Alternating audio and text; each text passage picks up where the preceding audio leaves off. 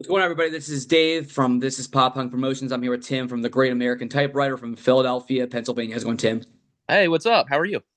Doing great. Really appreciate you coming on. Let's dive right into it. So, Yeah. when and how did the Great American Typewriter form?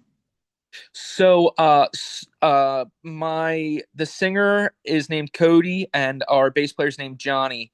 Um, those guys are still in a like pop punk like cover band. They get together like once a year and like do like emo nights at bars like locally. I was in a band called Savor for a long time, where those two bands, their band was called Scene Points. We would get together and just play shows a lot.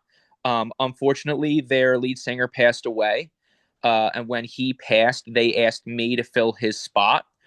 And then through that, Cody, the singer, was like, "Hey, do you kind of want to start a pop punk band?"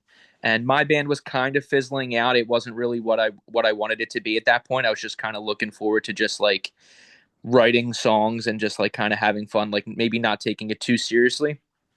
And that's kind of how the Great American Typewriter started. It's I play guitar and I sing. Cody's our lead singer. Johnny's our bass player. Our guitar player's name is Ethan. We have another guitarist who also plays keyboard. His name's Brian, and then we have a drummer named Frank. That's awesome. Short, simple, right to the point. Gotta love it. Yeah, for sure. That's awesome. So, you guys released so much for Dreams. How's the response been for it? It so I again this was started just for like shits and giggles. You know what I mean? Like I'm gonna be 35. The band is like 3 years old, so um, I wouldn't necessarily say like the aspiration is to like blow up and like tour. It was more so like we're a group of dudes with families, with mortgages, figuring it out just like everybody else. So any opportunity that we got to like kind of like play and get together and release music is almost like playing with house money. That's how I always put it. Um, the album has gotten like way more love than I expected it to. We were able to release it through a like an indie label in our area called Common Thread Records. I had never released anything through a label before. We were able to press vinyl. The vinyls sold out pretty quick. It's just like any good thing that happens with this, I'm just grateful for. You know what I mean? Like, I'm talking to you right now because of it. You know what I mean? Like, what else would I rather be doing on a Thursday night? You know what I mean? Like, any opportunity, any love that we get has just been mind blowing for me.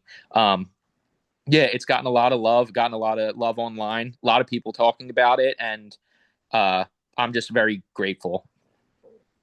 That's awesome. You're in it for the love of it, not for the money and the ego and all. That's really sick. Yeah, absolutely.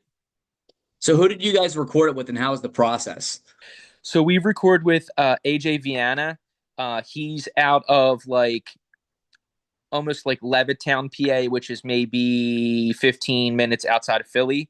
Um, he is in a bunch of like kind of like death metal bands. Um, some of the guys in the Great American Typewriter come from like hardcore and like metal backgrounds. So when it came time to just like we had maybe two songs, we were like, all right, like we should probably record these. And those guys were already friends with AJ, so they were like, well, AJ will probably do it. And we haven't recorded with anybody other than him since then. It's really cool. Was there any advice, any solid advice that he gave you that you were able to like take with it and then just like run with it? I think that for me personally, I hadn't really recorded with anybody like him. I had had different recording experiences like throughout the years recording in other bands. So I think just like gaining a different perspective and seeing I'm sure everybody has their own way of doing things. Just getting used to his way of doing things was really beneficial. Just we're all ever just trying to like take in and learn, with new information. So just like going through his process um, kind of made me like hunker down a little bit on like our demoing process, pre-production. I had never really done any like crazy pre-production before. So just like a lot of prep work went in before we went into the studio with him, so that by the time we got into the studio, it was kind of smooth. That's really cool. Thank you. Yeah, he's the man. So, what would you say your favorite and least favorite thing is about the writing and recording process? Oh, I I am a songwriter. Like that's what I do. Like I that's and the studio, like that's my bread and butter. Like I could live in the studio. So it's hard for me to kind of I would say my favorite part is I predominantly write the music for the Great American Typewriter. Cody, Ethan, and I will write lyrics. Cody will write most of the lyrics, and then I just take everything. I write the full songs, and then the guys, like everyone, adds their own flair to it. Um, so I think that the most gratifying part is I have these songs in my head, and then eventually I get to like listen to them through the speakers. Like it's a fully realized idea. So I would say that's probably my favorite part. And I don't know if I could pick a least favorite part. I guess if I had to, I would say I wish that it was free to do. We're paying for stuff out of pocket, which is fine. But I guess that's probably like the most like stressful part of it is just kind of figuring out like how are we going to do it, what's feasible, and does everybody have the time for it? Yeah, free is always good. For sure. I know if I had all those ideas like in my head, I'd want to like just like get them out of there like as soon as possible. I'd have to like write them down on a piece of paper or put them in my notes section of my phone. Otherwise, like see you later, like hasta la Right. vista, baby. Yeah, exactly. For sure. That's really cool, dude. So you're from Philadelphia. How's the pop punk scene there? Do you have a favorite local band, a favorite venue? Um, Uh, the music scene here has always been awesome. Um, the it's been pretty cool seeing like the different waves of like different dudes that have like come in and out of it. Um, favorite venue, we play a place called Bonk's Bar a lot. It's very DIY. They just kind of let us like rent the space, and then and whoever's booking it can kind of like throw their own thing. So I think like for convenience, I would say like Bonks is pretty cool. Um, about a month ago, we played a place called Underground Arts. Um, that was probably like the most professional show, at least that I've ever played. It was that the sound was killer. There was like we opened for Civ from the Gorilla Biscuits, which was nuts. And it was almost sold out. Like it was a very big boy show, like from my perspective. So that was really cool. My favorite local band right now, I would say there's a band called My Cousin's Girlfriend's House that we play with every once in a while. They're just great dudes. It's always a pleasure playing with them. And like, I'm a sucker for a good song. And if I'm being honest, sometimes in pop punk, a lot of things sound exactly the same to me. So when there's a pop punk band that I can that has like an individuality, that really goes a long way for me. And they're one of those guys where I'm just like just hammering out just quality songs, and that sticks out to me. So I would definitely recommend those guys. I tell people all the time it's good to, shake things up every now and then, keep things fresh, keep things interesting. Yeah, for sure, absolutely. Right on.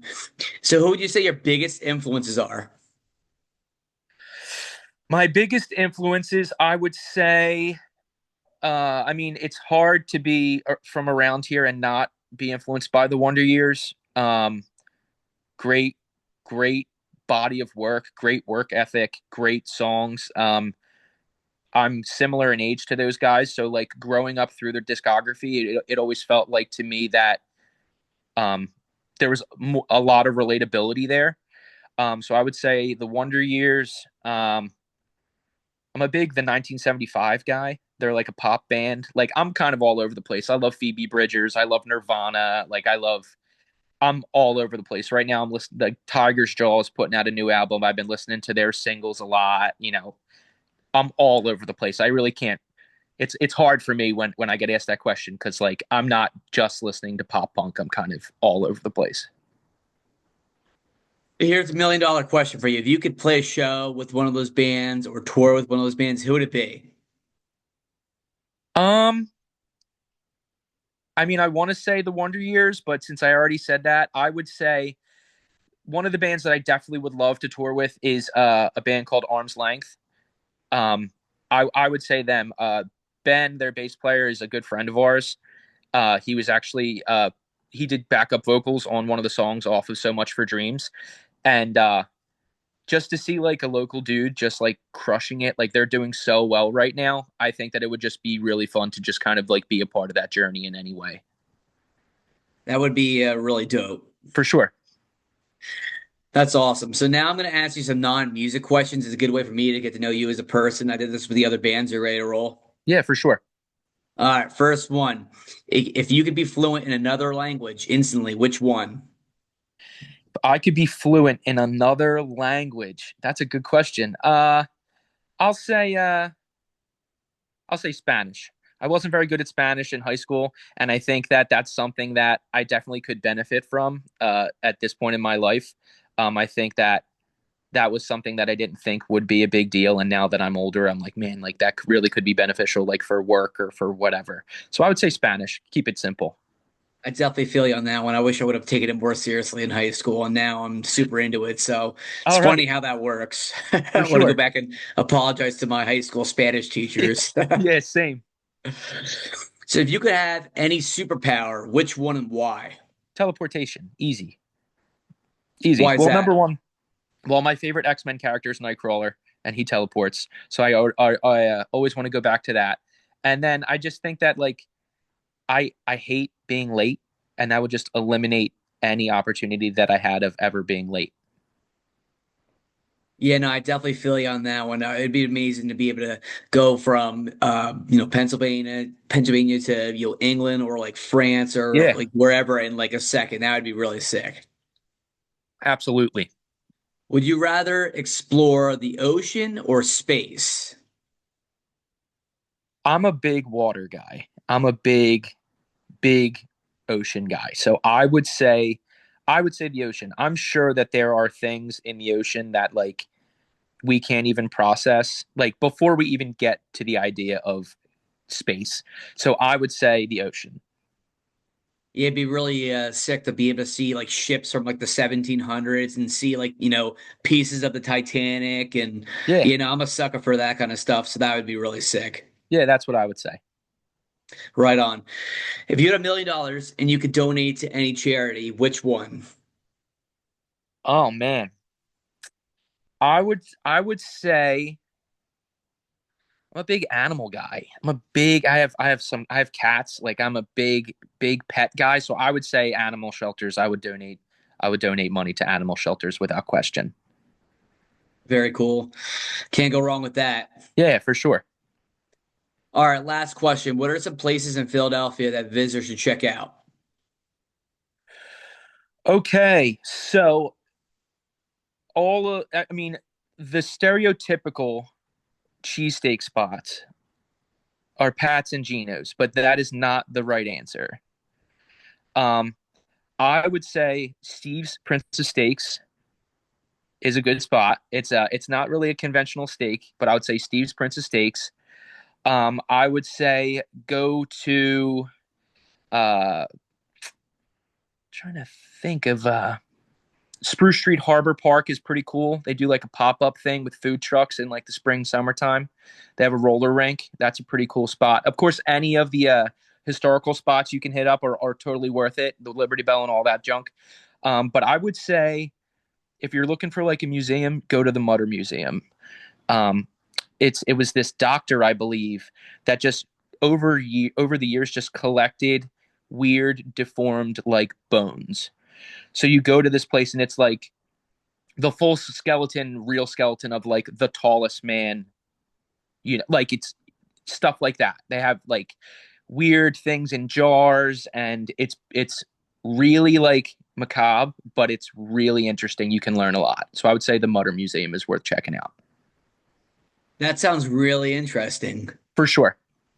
So when I go back to the city of Brotherly Love, we'll have to hit it up. Yeah, hit me up. I'll take it. It's great. Right on, dude. Well, I really appreciate you coming on, and the support means the world to me. Absolutely, yeah. Anytime. Let me know if there's anything I can do for you for sure. I appreciate your time. Awesome. So, for the people that are going to watch this interview later, where can they find your music at? All our music is on all the platforms at Apple Music, Spotify, Amazon, all that stuff. Like we said before, our album "So Much for Dreams" has been out for over a year now. We also have an EP out that's called what's it called? Collected Poems. We have some singles out, totally worth checking out. You can follow us on social media at the Great American Typewriter. We're on Facebook, Instagram, TikTok, all that stuff. Do what the man says. Go to the websites, listen to the music, buy a CD, buy vinyl, buy a shirt, support local music. Tim, you guys are absolutely killing it. Keep up the sick work. Thanks, bud. Thanks for the time. I appreciate it. Of course, I hope you have a great night and we'll chat soon. Sounds good, man. Peace. Later.